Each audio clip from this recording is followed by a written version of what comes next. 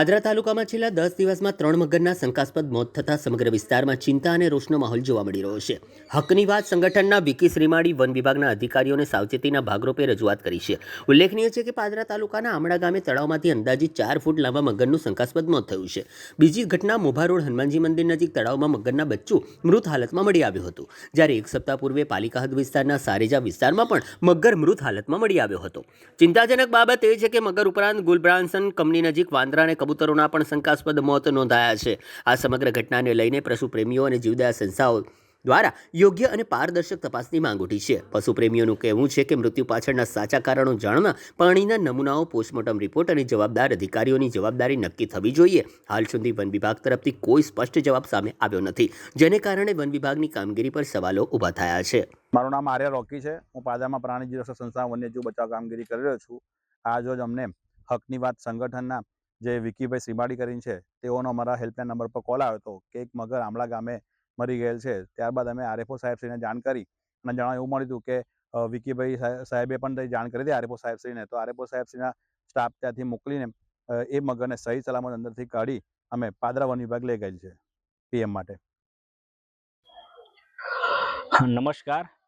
પાદરા તાલુકાની અંદર સતત વાંદરા, મગર અને પક્ષીઓના મોત થઈ રહ્યા છે. આ મોત શંકાસ્પદ છે અને આ શંકાસ્પદ મોતને લઈને અમે વન વિભાગના અધિકારીઓ પાસે એક માંગ કરીએ છીએ કે માત્ર ને માત્ર 10 દિવસની અંદર 3 મગર અને વાંદરા અને પક્ષીઓના મોત થયા. આ કોઈ સામાન્ય બાબત નથી. આ એક ગંભીર બાબત છે કે જે પશુ પક્ષી અને વન્યજીવોની અંદર આવા મોત થવા એ કેટલું યોગ્ય છે.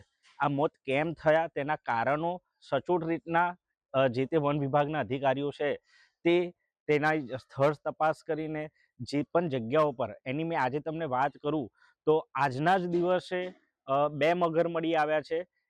એની પહેલાં પણ એક સપ્તાહ પહેલાં પણ તમે જોયું હશે કે પાદરા નગરપાલિકાનો વિસ્તાર સારેજા વિસ્તારની અંદર એક ખુલ્લા હોજની અંદરથી એક મગર મળી આવ્યો હતો.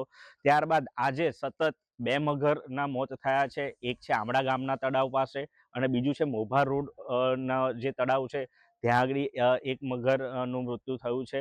અને ઘણી બધી જગ્યાઓ પર આવા જે ઘટના પક્ષીઓની છેલ્લા 10 દિવસની અંદર થઈ છે તેમાં વાંદરા, મગર અને પક્ષીઓના મોત થયા છે. તો આ સ્થળ તપાસ કરીને વન વિભાગના અધિકારી દ્વારા ત્યાં જે તળાવમાં જે મગરો મરી ગયેલા હાલતમાં મળ્યા છે તેની પાણીની સેમ્પલ લઈને તેની ચકાસણી કરવામાં આવે.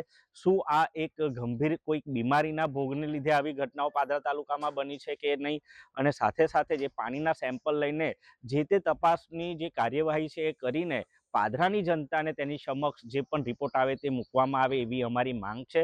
સાથે સાથે એ હવે જોવાનું રહ્યું કોઈ ખાદ્ય પદાર્થના લીધે કદાચ આના મોત થયા છે કે કોઈ પ્રદૂષણના લીધે મોત થયા છે તેની સચોટ જાણકારી અધિકારીઓ દ્વારા આપવામાં આવે અને સતત જે આ મોતની ઘટના છે એ માનવ હિત સુધી, એટલે કે કાલે ઉઠીને જે પશુ પક્ષીઓને જે આ ઘટના મૃત્યુનો ભોગ બનવાનું કારણ હોય એ કદાચ આવનારા સમયની અંદર પાદરાની જનતાને એ માનવને જોખમરૂપ ના હોય તેવી એક ચિંતાના ભાગરૂપે અમે અધિકારીશ્રીને વિનંતી કરીએ છીએ કે પોતે આ એક ગંભીર વાતને ધ્યાનમાં લઈને સચોટમાં સચોટ એની કાર્યવાહી કરી એના પોસ્ટમોર્ટમ રિપોર્ટમાં જે પણ આવે અને જે પણ એના કારણો હોય એ પ્રજાલક્ષી અને માનવને નુકસાન ના પહોંચે અને આવનારા સમયની અંદર પાદરાની જનતાને કોઈક માનવ મૃત્યુ જેવી કોઈક જાનહાનિ ના થાય, કોઈક એવી ગંભીર બીમારીનો ભોગ કોઈક માનવને ના બનવું પડે અને મૃત્યુ ના થાય તે માટે પાદરાની જનતાને આવા રિપોર્ટો મોકલે એવી અમારી માંગ છે. આશા રાખીએ છીએ કે અધિકારી દ્વારા સચોટ અને સાચી માર્ગદર્શિકતા સાથે એક પ્રેસ કોન્ફરન્સ કરીને તેની માહિતી આપવામાં આવશે.